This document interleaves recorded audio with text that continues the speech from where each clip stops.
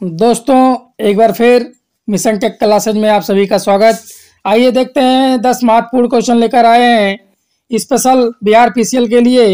अब हम बात करते हैं क्वेश्चन नंबर 1। वर्ग वी प्रवर्धक प्रवर्धक यानी कि एम्पलीफायर की क्षमता लगभग कितनी होती है? 10 से 30%, 30 से 50%, 50 से 60%, 70 से 80%। तो ऑप्शन नंबर 4 सही है। अब हम बात करते हैं क्वेश्चन नंबर 2। एकल फेज प्रेरण मोटर का शक्ति गुणांक आमतौर पर होता है, यानी कि सिंगल फेज मोटर का शक्ति गुणांक होता है लैगिंग, हमेशा लीडिंग, इकाई, इकाई से 0.8 लीडिंग। तो ऑप्शन नंबर 1 सही है, लैगिंग होता है। क्लियर। अब हम बात करते हैं क्वेश्चन नंबर 3।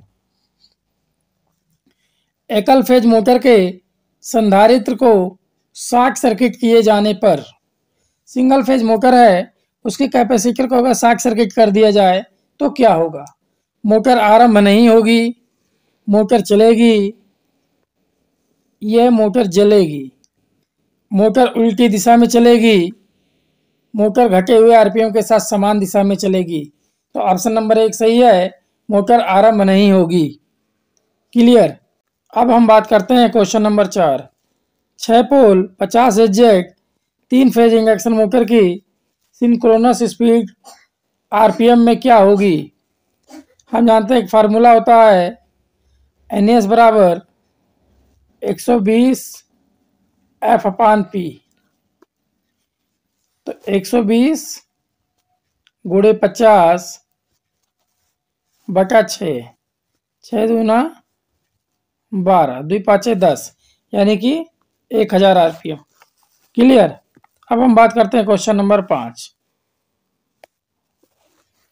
एक 3 फेज प्रेरण मोटर किसके समान होती है? ट्रांसफार्मर द्वितीयक लघु परिपथ, ट्रांसफार्मर द्वितीयक खुला परिपथ, भार युक्त डीसी मोटर, भार विहीन डीसी मोटर। तो ऑप्शन नंबर 1 सही है, ट्रांसफार्मर द्वितीयक लघु परिपथ। क्लियर। ट्रांसफार्मर की जो सेकेंडरी वाइंडिंग होती है शॉर्ट सर्किट की तरह 3 फेज इंडक्शन मोटर होता है। अब हम बात करते हैं क्वेश्चन नंबर 6। तुल्यकालिक मोटर के डीसी उत्तेजना में परिवर्तन से क्या परिवर्तित होता है? डीसी उत्तेजना यानी कि एक्साइटेशन परिवर्तन से क्या होगा? मोटर चाल या मोटर स्पीड परिवर्तित होगा, मोटर का प्रयुक्त वोल्टेज, शक्ति गुणक, सभी विकल्प सही है। तो ऑप्शन नंबर 3 सही है, शक्ति गुणक में परिवर्तन होता है। तुल्यकालिक मोटर एक्साइटेशन इसलिए कहा जाता है कि यह मोटर जो है लीडिंग, लैगिंग और यूनिट तीनों प्रकार के पावर फैक्टर पर कार्य करता है। क्लियर। अब हम बात करते हैं क्वेश्चन नंबर 7।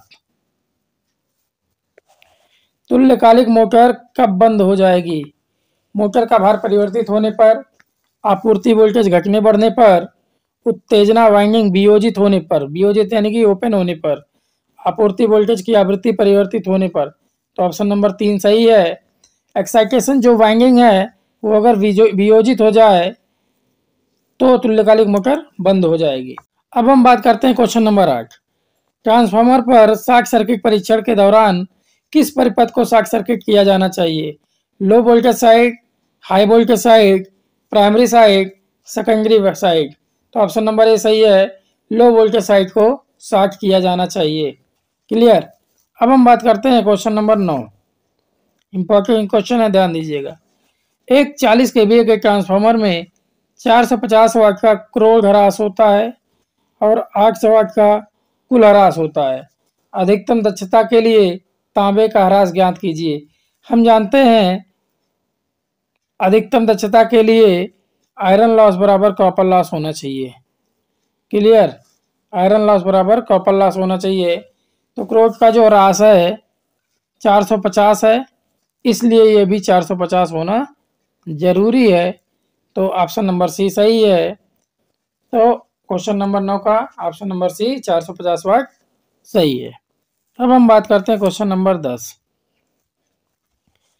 डीसी मोटर के 3 बिंदु स्टार्टर में 9 वोल्ट कॉइल एनवीसी जुड़ी होती है।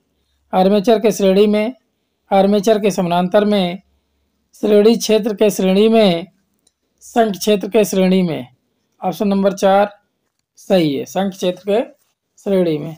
अगर इस तरीके से वीडियो पाना है तो लाइक करें, सब्सक्राइब करें, शेयर करना ना भूलें। थैंक यू, धन्यवाद।